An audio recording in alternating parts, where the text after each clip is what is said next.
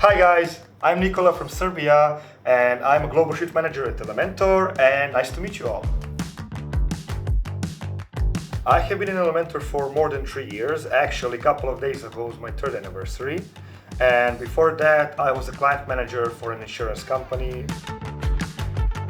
It's like never the same. It's very dynamic, but the gist of it is that I make sure that we are having enough manpower, I'm allocating the resources within the department, and I'm making sure that we are handling tickets in the best way possible regarding the resolution time and also regarding the quality. Every project that I got, even like leading it or participating in it, like all the promotions that I got were a compliment to me because they really showed recognition for all of my efforts.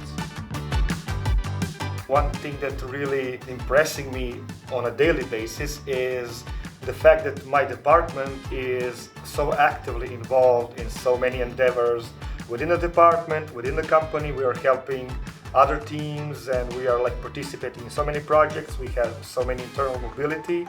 I'm really proud to even think that I took some part in that success.